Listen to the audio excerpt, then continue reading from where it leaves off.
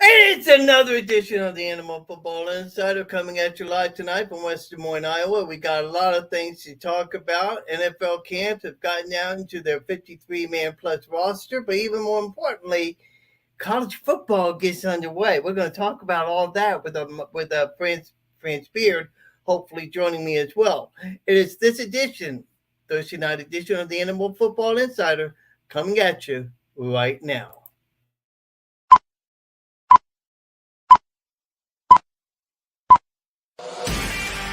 Welcome to Animal Football Insider, your weekly look into the happenings of your Super Bowl champion Tampa Bay Buccaneers, the Florida Gators, and all things related to football. And now, from West Des Moines, Iowa, here's your host, The Animal.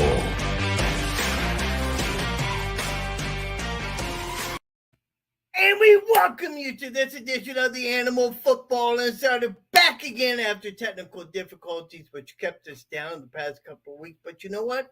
As Tom Petty once said, you cannot ever keep a good man down. So the Animal is back for another great edition of the Animal Football Insider. We got a lot of things to talk about tonight as we get ready for a very big weekend that we've been waiting more than 45 weeks for, which is now come to pass. On this edition of our show tonight, France Beard, who knows a lot about the Florida Gators like the back of his hand. Yes, he'll be joining me in just a second, and then I have my motley crew joining me as well as we get set here. Okay, so what I'm going to do here, I'm going to see if I can get my guy up and running here because I got him here. Let's see here. So, hey, Lucas, Lucas, do me a favor. Why don't you lock out? No, let's see here. I got a situation here where I'm trying to bring on friends right now, but I'm having issues here. Here, hang on. Here we go. Okay, here we go. France Beard, the iconic, the journalist, the mother of all knowledge of all when it comes to the Florida Gators, who knows the Florida Gators like the back of his hand. He's on with us on this edition of the Animal Football Insider. Mr. Beard, as I always like to say, it's always a pleasure to have you. Well, it's good to be with you again. And what this means is we've started another football season. Can you imagine that? You know, I was just saying my introduction a few minutes ago. I think we've been waiting 45 weeks for this to come to pass. I mean, and now it's finally happening and all. And, you know, what's funny is that I went to Columbia, Missouri, when the Gators played Columbia. We saw that disaster. And then driving back home the next day and hear the announcement, Dan Mullen out as head coach. And then we thought it was going to be a month-long search. Turned out to be 7 days. Billy Napier becomes the new head guy, and I got to tell you, he has impressed me like crazy. Well, I think he's impressed everybody that's had a chance to spend any time listening to him or meeting him personally. The guy just embraces this very quiet kind of confidence, but you can see it in him. You can hear it in him. You can feel it in him. It's not a boastful type of confidence. It's not a look at me, here am I, I'm the greatest in the world type of confidence. What it is, Joe, is he comes in there and says, okay, this is how we're going to do it. This is what we're doing. And we're going to be successful at it. There's no doubt in anybody's mind who's listening to him that the guy's going to be successful. Now, how successful he is this year, we don't know, because this is a first year, and first years, some coaches come in and have these incredible first years that you can't believe, and then some guys come in there and it's a struggle.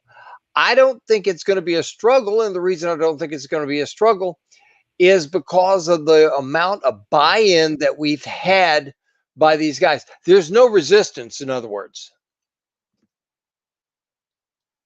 Right, and I think and what I come to find to be most impressive about this off season, by the way, friends, be joining us on the Corporate Direct hotline on the Animal Football Insider. One of the things I found to be very interesting is that as we went through the course of this off season, it wasn't quiet. In the past, you used to be quiet. You tried to dig for news like Lucas Mayer trying to get recruiting news left and right, and but this off season was different because every step of the way there was transparency, and for the first time, you kind of got the feeling, you know what, Gator Nation might be in pretty good shape. Well, here's the thing that I've really embraced about Billy, and transparency is a good word there. Although I got to tell you, he can say a lot without saying anything, and Exactly. by Yeah. that I mean he's not going to, he's not afraid to say, "Well, I don't think I can talk about that just yet." He's answered just this week. He's answered a couple, three questions exactly that way. Mm-hmm. Um, he's not. Consistency. He doesn't gush out the superlatives. He doesn't bash players in public. Um, Mm-mm. it, it's a very it's a very narrow. What we see is a very narrow approach. That's what we see. He sees this wide approach of, okay, we have this. We have this entire list of things we've got to do, and we're going to get it done step by step by step by step.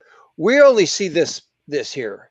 It's really like this. It really is. Right, right, and what we're seeing the narrow, to paraphrase it, we're seeing the narrow picture. Napier seeing the broader, more open picture, especially with the long term. Exactly. It doesn't hurt to have a $400 million facility at your doors, and that helps things out a lot. But what I like so much about it is that the way he took this off season, he divided into phases. Dominate. There were other things that he talked Hmm. about. You know what I'm talking about. The different phases that he was naming, like domination. Uh, he they were taking this thing in phases, and what I liked about it is that there wasn't no secret about it. They were total transparency about everything that you were doing. And almost every day on Twitter, you were seeing all these highlights and these things coming out. And the more you saw it, the more you Yeah. become more excited about Billy Napier and his plan and his approach for this upcoming season. A lot different than what we've seen in the past. Yeah. I've said this on to several people before, and I think everybody has more or less agreed that this is exactly um, the case. And I don't mean to be bashing Dan Mullen. Dan Mullen. Let's put it this way: gave us 3 seasons of New Year's Six bowl games, had us really very, very close to being able to play for a national championship. You think about it; they beat LSU. Yeah. They're 9-1 and playing Alabama, and when they play Alabama, um, And they did not they're they're they they're, did not th- play they're that they're bad of a they're game. they're 3 stupid penalties away from beating Alabama and being in the playoff. They could have been a Yeah, national champion. exactly. They had enough talent to do it. They had enough talent last year. You quite frankly, you look at what happened last year. They Yeah, I should know. they should have won the Alabama game. They should have won that game. People don't realize it. Um, Early stupid mistakes. Then they miss an extra point. They go for a Yeah. 2 point conversion. Well, you know what happened on that 2 point conversion? Everybody says, well, what a dumb play. He handed to Malik Davis. If the pulling guard pulls the right way, he kicks out the defensive end, they Yes, score. yes, But yes, but yes, but yes. I but mean, you know what the guard did? The I guard went know the guard went the other way. Okay. that They, way. The defensive end for Alabama is sitting there and looking like, well, look what just showed up on my Christmas tree. I tell Under you my what, it was an amazing thing what happened in that game. You look at the Alabama, you look at the Kentucky game. I go to one situation with the Kentucky game. Damian Pierce runs for 14 yards to the 14-yard line of Kentucky. Should be 1st and 10. Except there was a hold 10 yards behind him that was unnecessary. The play's already gone the other way. What happens? you know what? Penalty for holding.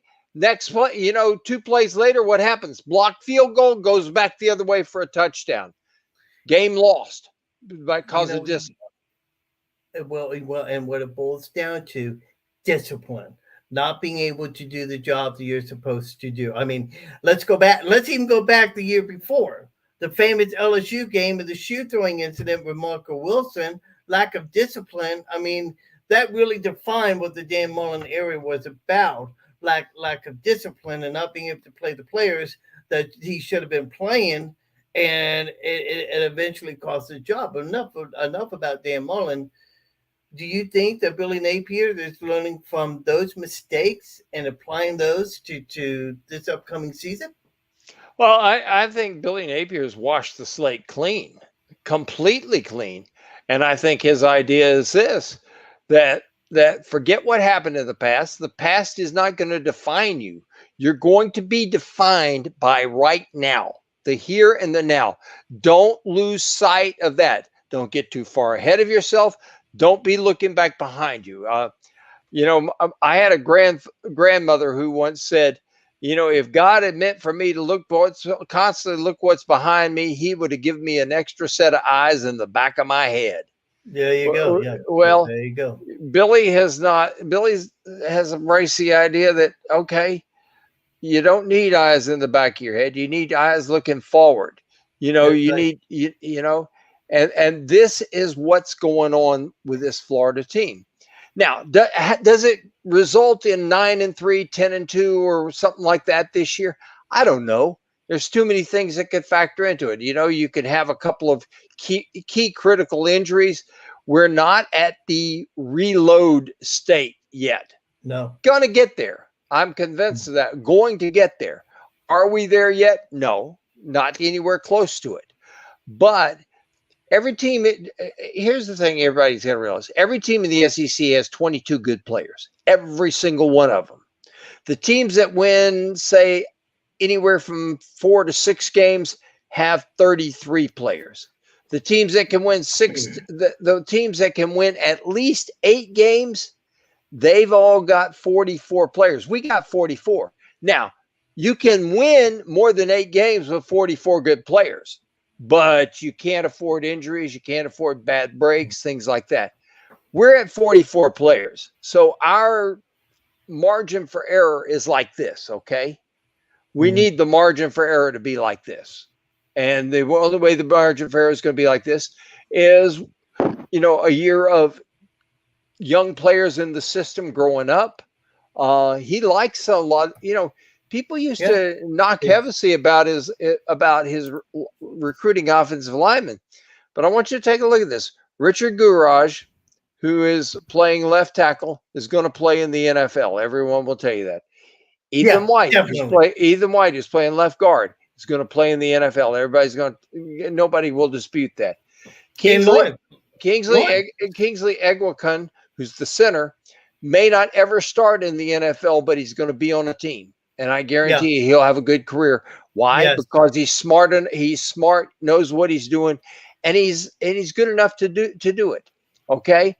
At right guard, Osiris Torrance may be a first-round draft pick before all is said and done. And his backup, Josh Braun, who was recruited by Hevesy, probably is going to play in the NFL too. Michael Tarquin, who everybody was saying was the weak link, I was being one of them who said it.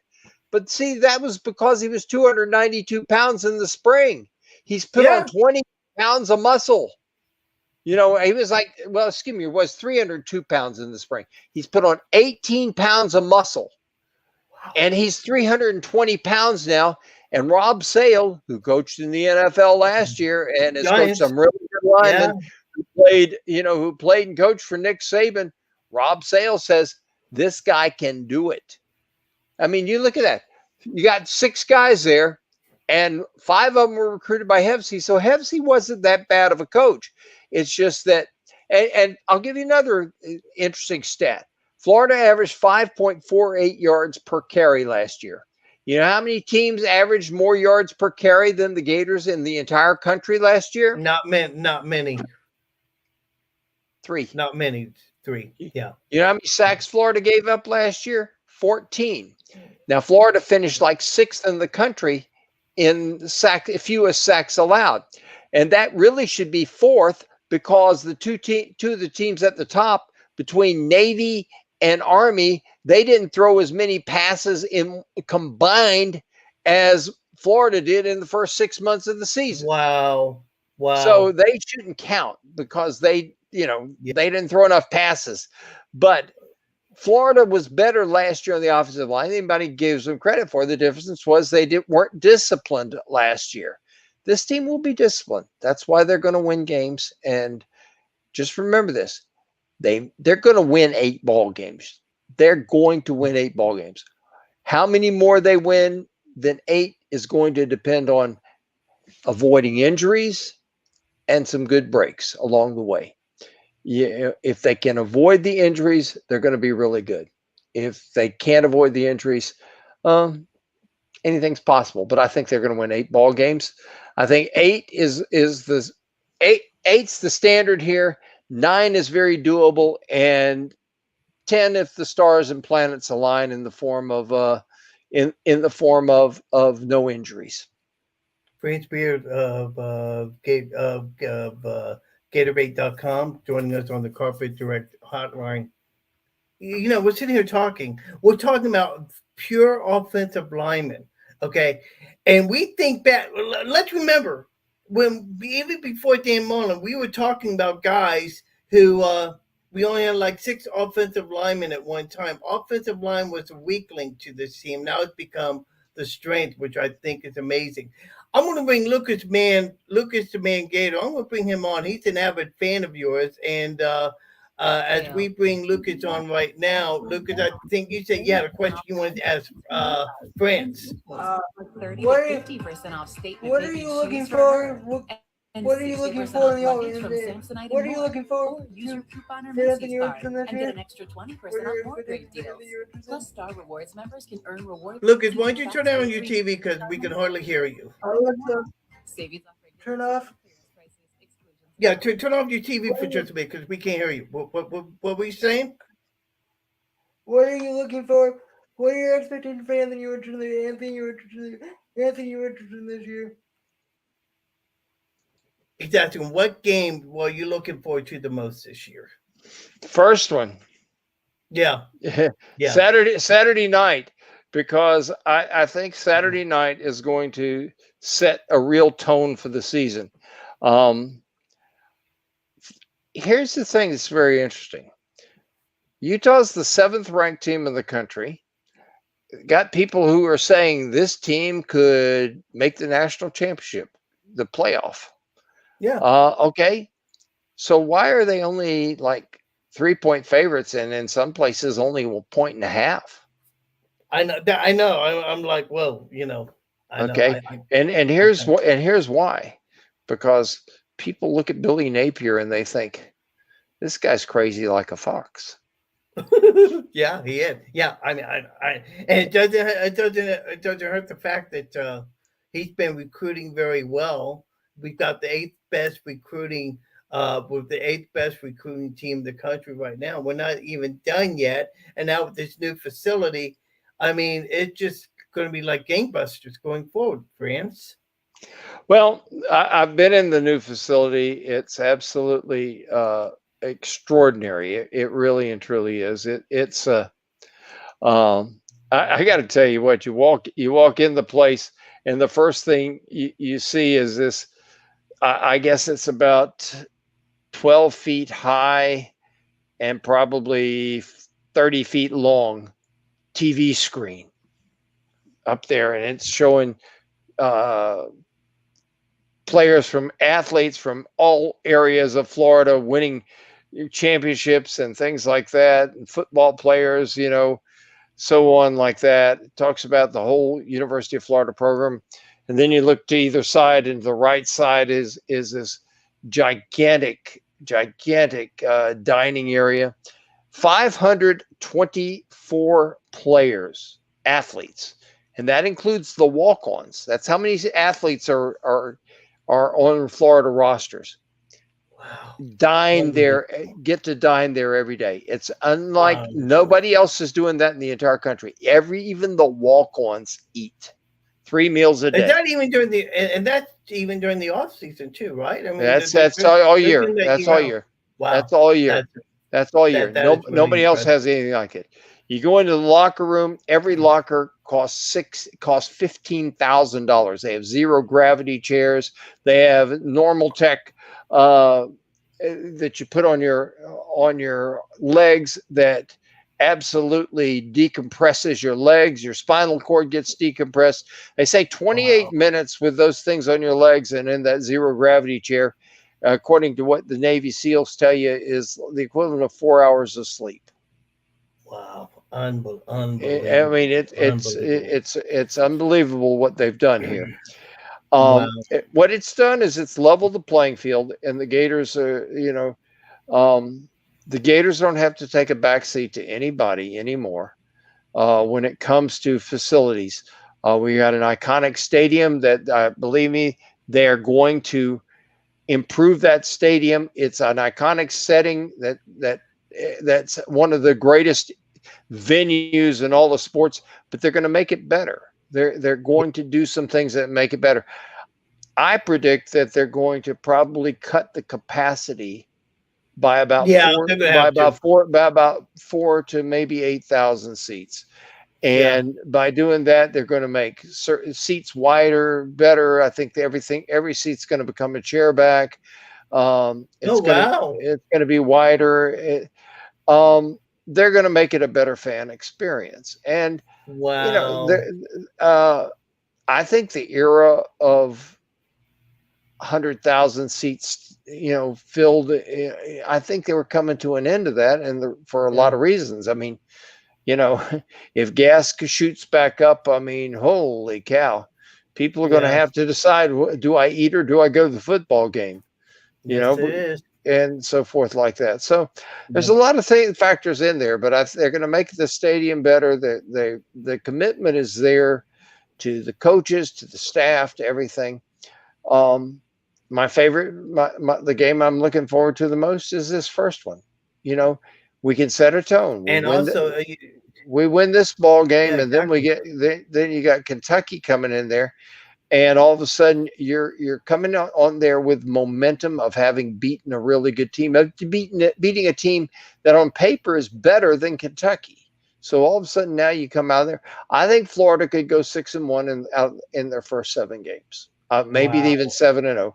7-0. The game everybody says that is a problem that could be problematic is Tennessee, but that's only because it's a first road game. I think Florida is a better football team than Tennessee, but I think that playing up there, playing on the road the first time, it could be a problem. You're talking about a quarterback in Anthony Richardson, who, when we get up there to Tennessee, will be making his 4th career start. Yeah, there's a lot I of guys. know. There's a lot of guys have gone up to Neyland Stadium and looked around at 100,000 people, and they peed their pants. So And we'll see. We'll just what was funny is that I was watching the Gator. I think I was watching the Gator special, and I think Sean Kelly, the new voice of the Florida Gators, who by the way I think is going to be fantastic.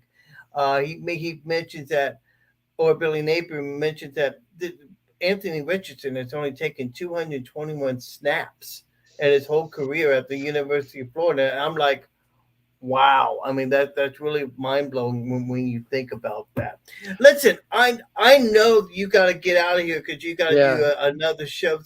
Some guy named Buddy Martin. I don't know if anybody here's ever heard of the guy, but some guy who has a little He Facebook probably Live. needs an old fart who's been around a while. So But yeah, and knows the Gators just like the back of his hand. That is for sure, sir. Hey, listen, I'd like to get you back on again sometime. sure. Thank you so much for joining me tonight. Take care, bud. I thank you, Franz Beer, the legendary one, the man who knows about the Gators more than Lucas Mann knows about recruiting, but only by this much, you know. Speaking of Lucas the Man Gator, we got him on right now. And Lucas, you know, that was a very What's up, interesting buddy? interview that we had. You know, great guy What's up, that buddy? Franz Beard is. That was pretty cool to get to talk to Franz. I really admire his work. He does a really good I job. love Franz Beard. I love Franz Beard. You know, I think he does an outstanding job. He knows it. Wait a minute. Wait a minute. What's going on here? What hang on, we got something. Some guy named Bobby is here. Okay, so fine, we'll bring Bobby on too. You know, got the Gator stuff on. We might as well bring him on here, and of course another And guy you might, joining us too.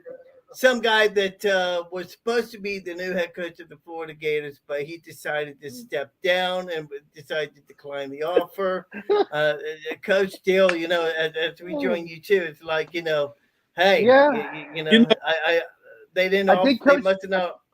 as coached much the as one game there. The Coach one Dale, game, the Florida Coach State Vader. game. So There you go.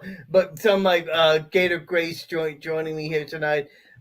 Some very interesting conversations that Franz talked about during that conversation, and the one thing that we take away from that is discipline. And I think that for the first time in a while that we have a head coach that is really attentive to details, attentive to what this team is about. And as I said before, I mean, he is really, you know, down to the last detail. I'll let I you start, Bobby.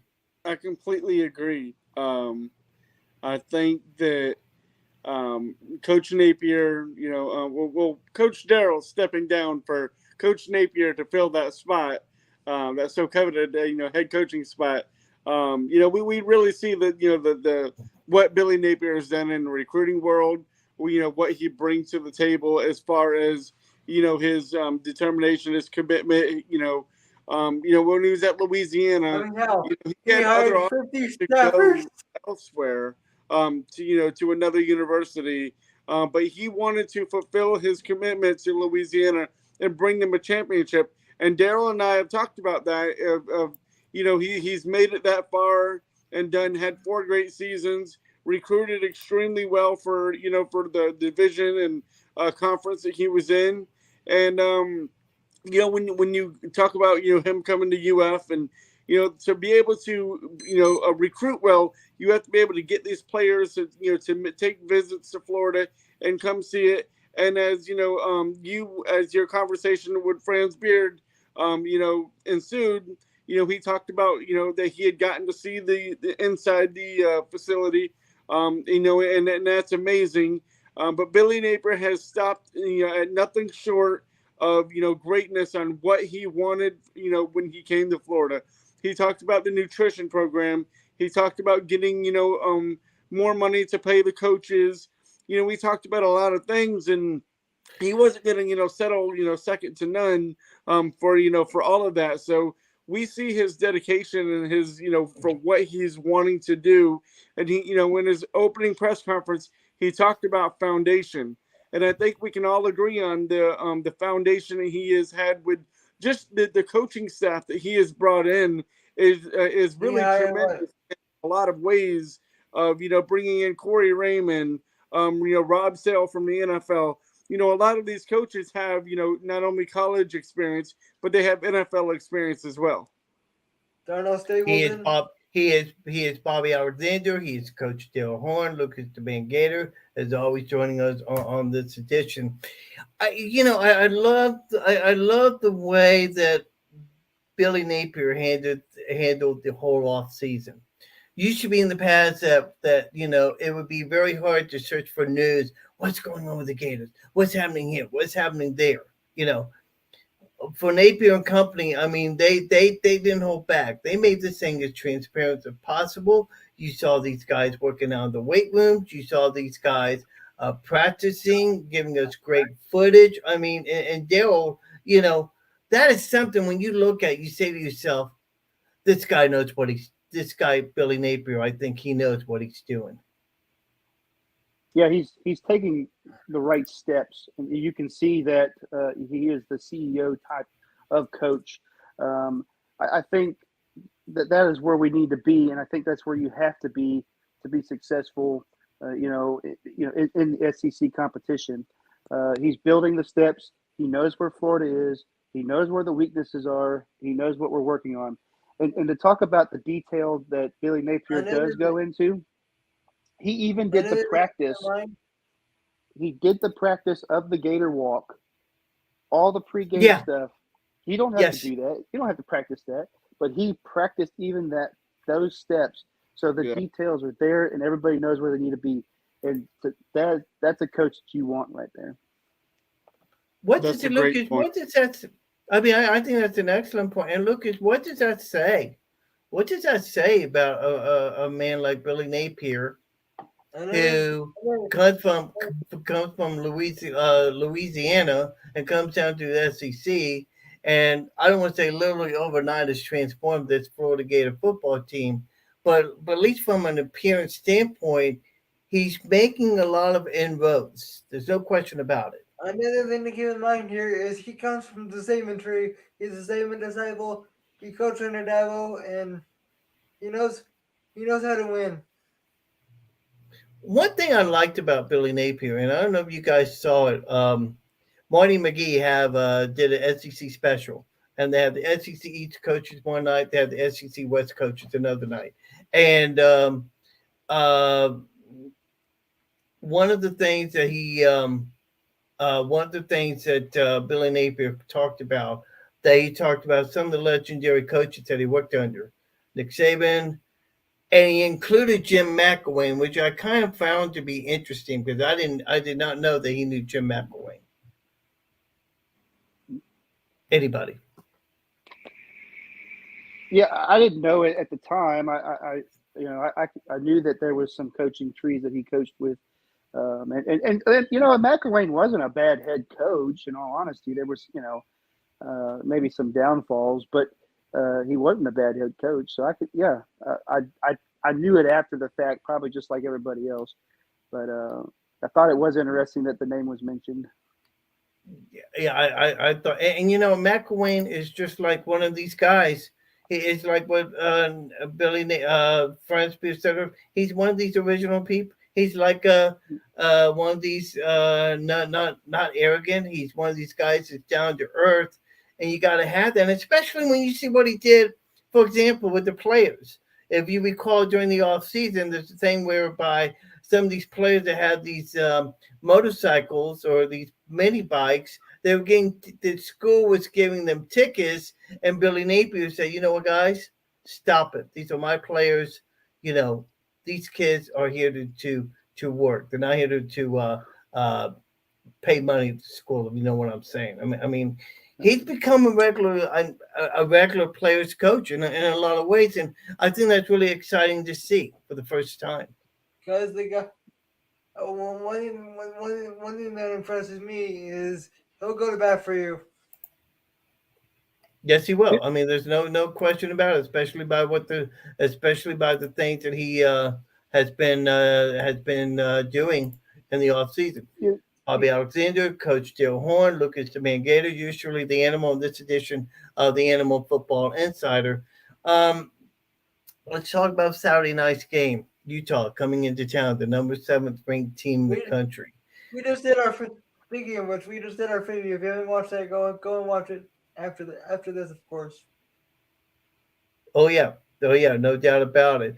Bobby, the number seventh ranked team in the country, coming into town, taking on the Florida Gators. I mean, that is a job in itself. But Billy Napier doesn't seem to be phased at all by rankings. He knows that his team will be up to the challenge. The number 7 team coming into the swamp. It's going to be a rowdy environment for Utah. One that they've never played in. One that they're not ready for. The heat, the humidity, the crowd. Coming to Gainesville, playing in the swamp in Billy Napier's first game. 32 home winning streak on the line.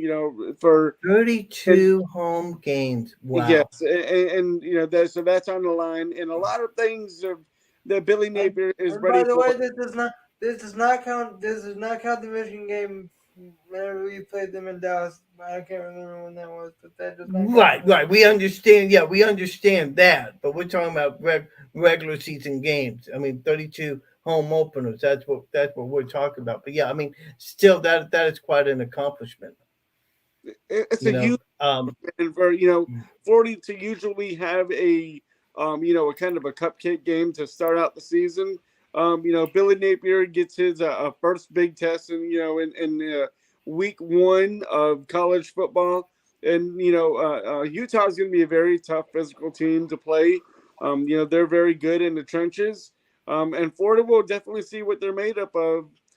Playing in front of 90,000 at home, and Billy Napier, I think, will be able to show how much he has had this team in discipline.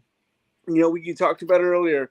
Discipline is something that's huge that Florida needed to turn around, and I think Billy Napier is not a coach, and the coaching staff around him that will have these boys disciplined and ready to go Saturday night at 7 o'clock. Lucas, you've been following the recruiting. You've been following recruiting a lot, and you talked to a lot of these recruits. What did they say about Billy Napier, and even more importantly, what did they say about the recruiting um, inner workings, the way they do things from a recruiting It's standpoint? a, it's much more. It's a much, What are things you're hearing? it's a much more oil machine from everything I can gather. And Cormani McLean, the number one cornerback, will be there. That's another. We have a lot of commits that are going to be there. Trent Webb, Eugene Wilson, Gavin Hill. Got the. I got the. Hold on. I got the. Right. Hold on. Let Now, me pull. I'm speaking of not in front of you Cormani, guys. I'm just pulling up the list. right. Now, Cormani McLean is one of the top-rated, I believe, linebackers in the country, and I know that Alabama's been wanting He's him. the corner. Um, He's the corner. corner, Not a. cor- He's the corner. corner. Okay. He's the corner I for know that Alabama. Alabama's hot. I know that Alabama's hot on the trail with him, and but from everything I'm hearing, McLean really likes Florida. Why is that? And Why Brian, is it that Brian, McLean's taking more of a liking to Florida than Alabama? I can. One word, actually 2 words. Corey Raymond. Corey Raymond is easily the best cornerback coach and best cornerback recruiter, best pure recruiter in the entire country, and he's on Florida staff. When you get a guy like Corey Raymond, I posted this earlier. When you get a guy like Corey Raymond, all you have to do is offer the kid, and you're pretty much in the recruitment from the jump. There are a lot of teams, they just hire coaches, bring them in, and sort of thing. But Billy I'm gonna Napier I'm gonna just. I'm gonna get off. I'm gonna get off real quick. Oh, that's fine. No. And I understand. And Lucas, we thank you for joining me. Thanks for joining me tonight, and hopefully we'll catch you down the road. Okay, buddy. I can join you next Thursday if you want me to. I'll let you know, buddy. Thank you. That is Lucas the Man Gator joining us. Uh, let's see here. Okay, let me do this here. Okay. Daryl, Napier had a plan in mind by hiring all these coaches, the Corey Ramos, the Rob Sales, not just to bring these guys in to coach these players, but also from a recruiting aspect.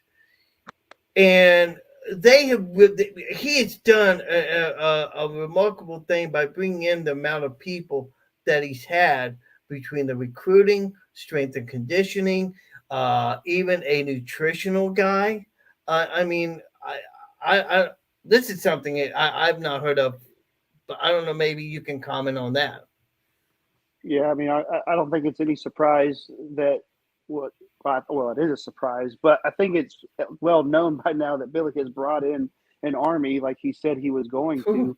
And I was kind of shocked of how far the University of Florida was off on some things like nutrition, and things of that nature, and how Billy Napier took those steps immediately. Like you talk about the parking, you talk about the nutrition part of it. Those were things that he fixed right away that were important, Yes, you're right. because Yeah. that's what you have to do. These kids should be eating 3 meals a day, and they should be eating whatever they get their hands on to make sure that they're ready to work out, go to practices, go to school, and I mean they are college athletes and they should be well taken care of. And I'm really surprised that we weren't doing that. But the fact that he's brought in these people, and it's not just the coaches, he's brought in some very key important people. What is that lady's name? Katie, for like recruiting Kate, yeah, relations. yeah. I'm I mean, trying to just an remember her name. amazing hire. An amazing I hire. She recruited for Georgia. Matter of fact, a lot of the Georgia people, my brother's an alum. He talks about how really a lot of Kirby's classes and stuff were because of her.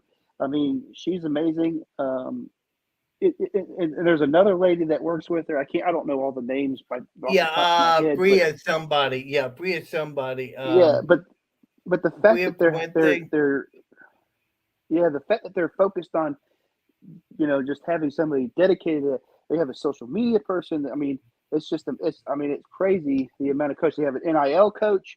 I mean, it's that handles a lot of the interactions between the team and NIL deals. It's just what Billy's doing. He's taking care of every little facet of the game, and I think you're going to see that that's going to help on the field come Saturdays.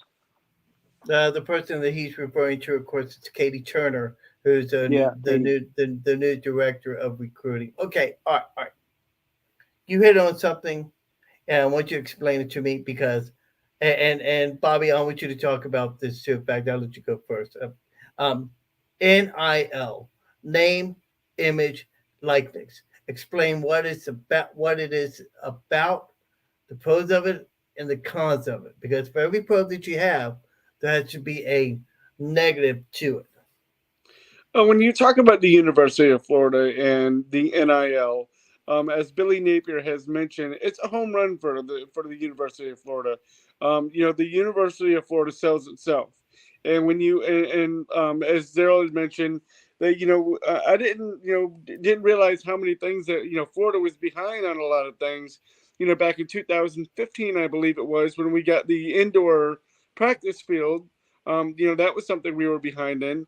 And now that we got this new training facility, that Franz Beard had talked about, that's a big hit. So a lot of these new things that we have now are definitely going to help Florida sell itself. So when you talk about the NIL, it's going to be a big hit for the Gators. But we can't talk about the NIL without mentioning the Gator Collective. And anybody who's listening to this and is not a part of the Gator Collective, make sure you become a part of the Gator Collective, because when you become a part of the Gator Collective, Daryl can speak for this too. You become a part of the team, and you become a part of the fan base of the 90,000 that are in those seats. Rather you go to the games or rather you watch it on TV, you are just as much a part of the team as anybody else, on the coaching staff, the players, and all of that, because you really help in every way of, making sure these players, get paid and, get the things that they deserve. Okay, but okay, Daryl, I go back to what I talked about. I mean, what is the Gator Collective? How does it? I mean, how does it benefit from a player standpoint? How does it benefit from a fan standpoint? Because you just see Gator Collective Yeah. and like, oh great, I mean the So opportunity to get involved with the team, but there's more yeah, to it than that. So I think the donation is $10, and I'll tell you from the player standpoint of what the Gator Collective does is obviously they allow funds to go to the players, right? That's the purpose of the NIL is for them to sell their name, image, and likeness. Okay. And I think the Gator Collective is really ahead of their time because what they're actually doing is selling the name, image, and likeness. So but you have to be involved. I'll tell you this: if you're not willing, I don't want you to waste. I don't want to say waste your money. If you're not willing to be involved in the Gator Collective, and you don't really want to be interactive with the players, whether it's basketball or baseball or whatever, then don't do it.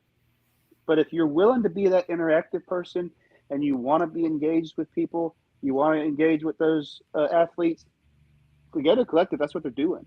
I mean, they have Yeah. Twitter Spaces where you get to talk and ask the players. We're having an event Friday night where they're going to have all these players and coaches, and I mean, you get to go see these guys. Never before were we able really to do that, unless you were just some huge booster, maybe I don't know, but you just the interaction wasn't there. So that's where the fans benefit from the NIL as well, because now we can go interact with players and they have a reason to do that, and they're not just it kind of gives that unawkwardness time, with the player when there's an event hosted and stuff just for that.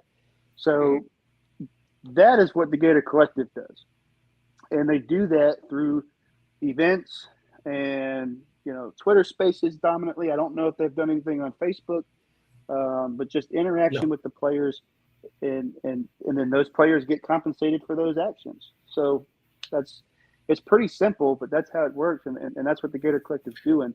Now, So now is the University of Florida involved in Gator Collective at all, or is, the or University of Florida cannot be. Of course, they're gonna. Okay, so yes and no, because like for instance, at the Swamp, they're gonna show commercials for the Gator Collective, but the actual university is kind of their hands are kind of tied. Like, and this is where there's like borderlines, right? Because it's really up to the Gator Collective or the boosters or the people who are paying money to run these things, because the school cannot physically pay them the money with the NIL. It just that's still illegal. but So the boosters who pays the for these fans and the kids boosters can the pay these fans kids, can get involved. But and it's not just Gators Collective. I mean, we've seen where several players have signed deals with like certain car yeah, dealerships and things like yeah. that. So like a dealership and stuff, and that's a little bit different NIL deal, and that's where I think the Gator Collective is kind of different. The Gator Collective is like a fan event Mhm. interaction with fans, right? Uh, other NIL deals, like maybe like a Nike, or hey, drive my car around for a commercial, or hold my pizza box up. There's going to be some of those as well, but it has to come from the outside of the university. Now, the university has an NIL person who, you know, helps. Probably, if I had to guess, he's probably the person who meets with like Gator Collective and some of these other people. Maybe, Liaison. yeah, maybe just leave. But he doesn't actually offer any deals or anything like that. I'm Right. pretty sure. But the University of Florida has to be separate from the money that's being given to them. And one I of the was things talking about the Gator Collective is, no money is given to the players until the players are actually signed to Yep, the University of Florida. yep, yep. And that's a right. state. So we That's a Florida rule. There are some states where I don't know, they can get away with it, but that's where some things are going to change later down the road, I think, with it. yeah, I think we're gonna I But because I yeah, think so well, they can not. here's here's something that we talk about with the NIL. And I was seeing the SEC thing with Marty and McGee, and Lane Kiffin made a comment, said, "Get your popcorn ready because this is going to be fun." And Bobby, he was talking about the skirmish between Nick Saban and Jimbo Fisher, and that whole deal that came up. For the people that don't know, tell us what happened. Well, with Jimbo Fisher, with the class of 22, not with never having any 5 stars in the program history, and in one class that they get 7 5-star recruits, and that's kind of what set it off of the backstory of why the conversation began, or the discussion began of get your popcorn ready. And Lane Kiffin has also made comments of you've basically legalized cheating, and I think the leg that he stands on is kind of alluding to Daryl's point of the University of Florida and the other universities. They're not able to get involved in that aspect. So what kind of deals are going on outside of the doors and the walls of the university that they have no control over. And do I think that there should be some limitations to it? Oh, I definitely. do believe so, but I think this is all starting out, and I think as time goes on, you're going to see some limitations come here and there. But as of right now, you just kind of got to work out the kinks. Daryl Yeah. was Saban upset with um Jimbo over the fact that they used NIL deals to recruit players. I mean, I did not think that Yeah. that was allowed to happen. So Quote unquote, yeah. technically. They're battling back and forth, and I don't know a whole lot about that situation. I can't speak on it, but I think where Nick Saban's frustration is, just like Bobby says, that the schools really aren't involved in these deals, and so it's kind of. I mean, I'm sure there's some. Well, they're not supposed to be Yeah, involved. Let's I'm sure let's there's put some it that closed way. doors conversations. Yeah. Hey, and some hey, this is the guy we want, especially with boosters. Look, it's been going on for years, but I do think there's going to be some regulations because, like I was saying, here in the state of Florida, we're not allowed to make any money offer, any pin on the deal until he's signed. But in other states, they can, like California. So it's really interesting. There's going to have to be some type of leveling balance to it, but Well, it's no, going to be a ride. wait. So you're telling me that a kid in California, let's say he commits to UCLA, hasn't signed yet, but he has committed. They They can can talk sign him money. to really. They can talk money. Yeah, You and they can How is talk that? money. How is that possible if the NI if I well I guess The there's no states like the states regulating the NIL deals. So the state says this is what you can do. So every state's different. oh Every right. state's a see little bit different. Yeah. So basically, So what Nick for Saban is us, I'm alluding at, sure. Sorry, go Alabama ahead, Bobby. wins, but Texas A&M they really haven't had that winning of making it to a conference championship or anything like that. So I think what he's saying is, we're winning and not getting these type of recruits, but we start out this wow. NIL, the NIL, and all of a sudden now you're getting all of these 5-star recruits. I think he's talking about that the money is really what's talking to these players and speaking a lot to them. It's going to That be that interesting. yeah Here's some yeah. of the I mean downfalls because you talk about the downfalls to it. It's going to be really interesting to find out who is actually going to the schools for the right reasons too, because whenever you're getting recruited, you're kind of wined and dined, and hey, we're going to give you everything in the world.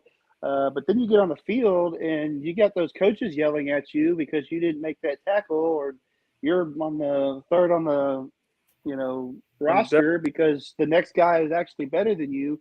It's going to be interesting to see how many people are going to the schools for the right reasons because money's yeah great, that but if it's not working out and you don't really like it, then that's where I want to see is everybody going to the schools because that's where they really want to go, or are they going because of money? Because look, money changes people regardless anyway. So, and I want to see how schools are going But to handle that as well.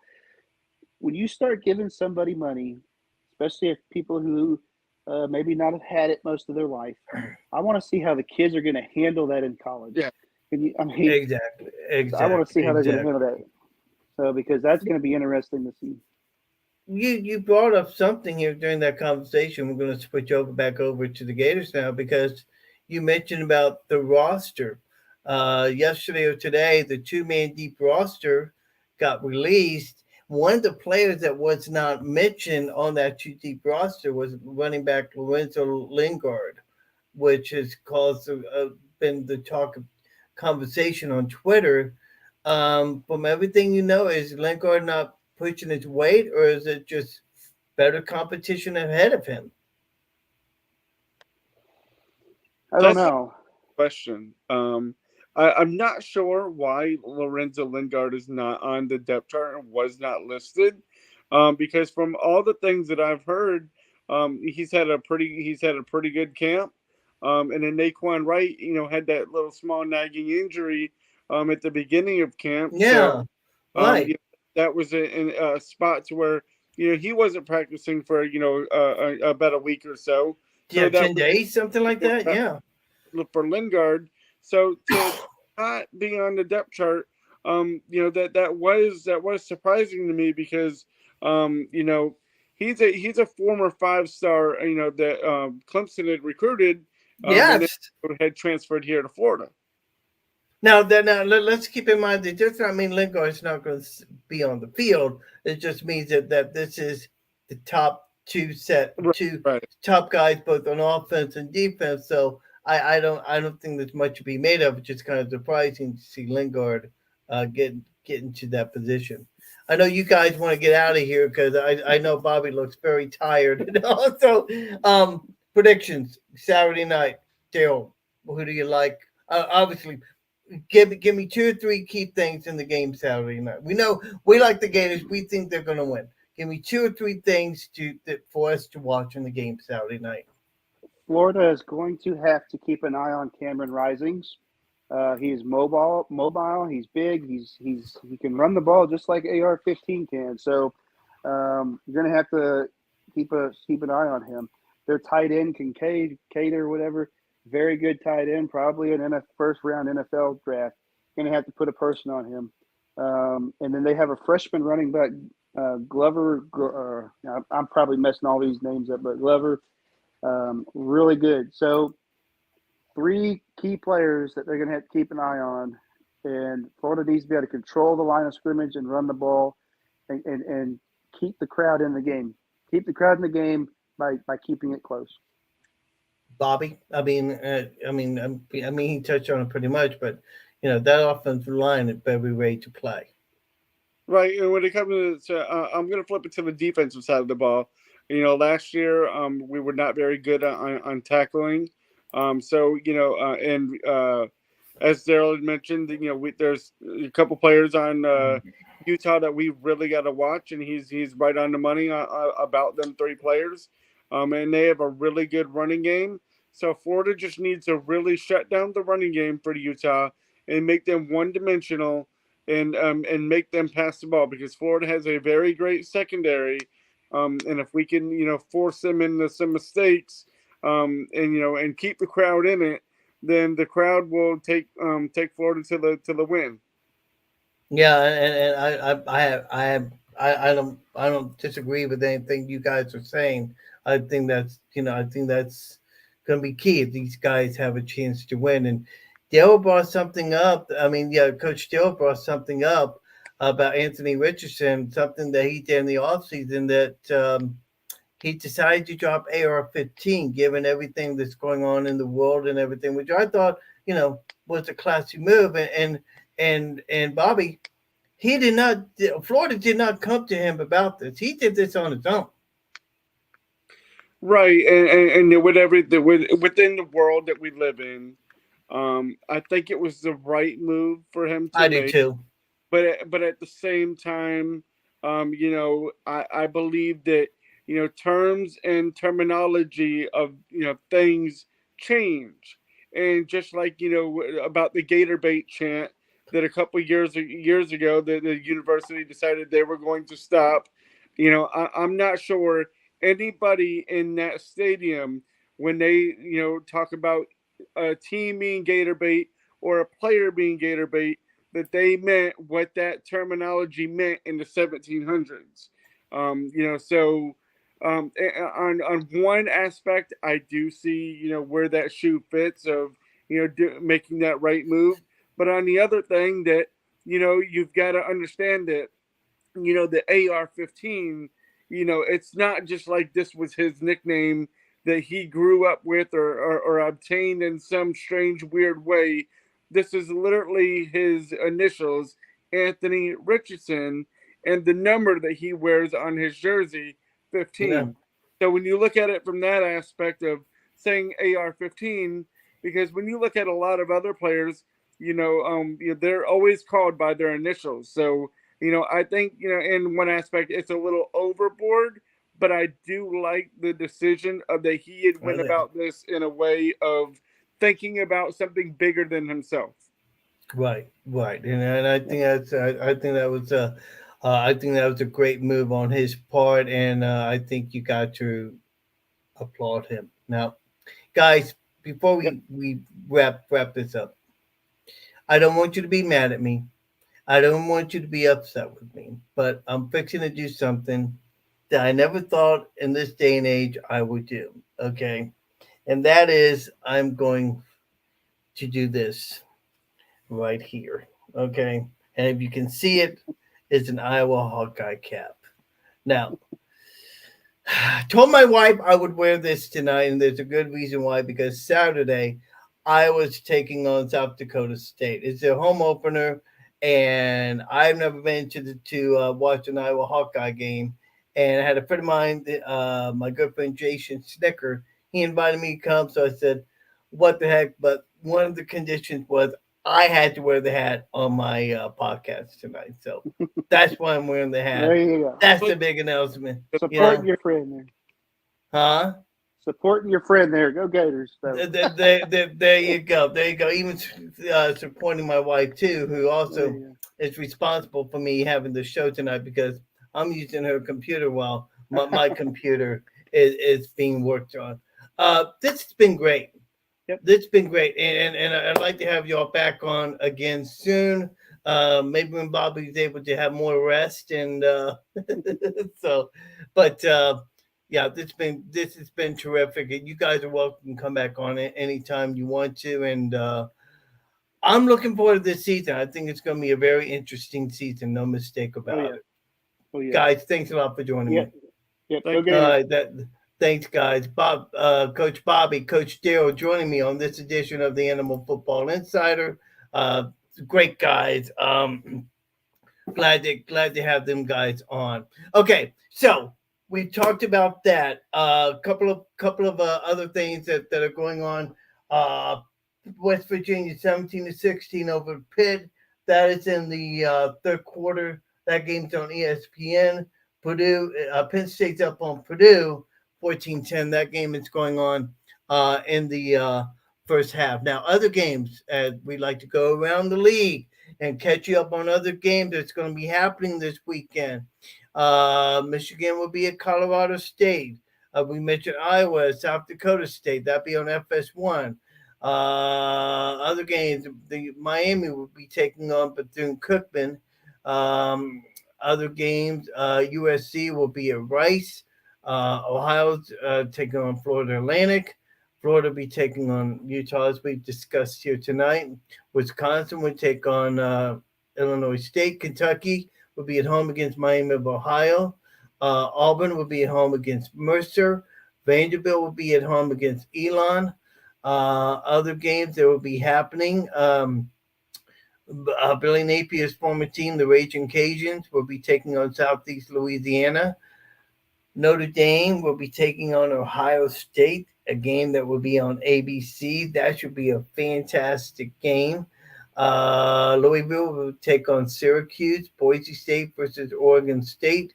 Sunday night matchup, Florida will be at LSU. And then the Monday night matchup in college football, and Clemson will be taking on Georgia Tech and to wrap up really week one in college football. Now, let's get some other than BYU will be, and by the way, BYU will be at USF. So I got to put on Davian. Davian's been talking all night, but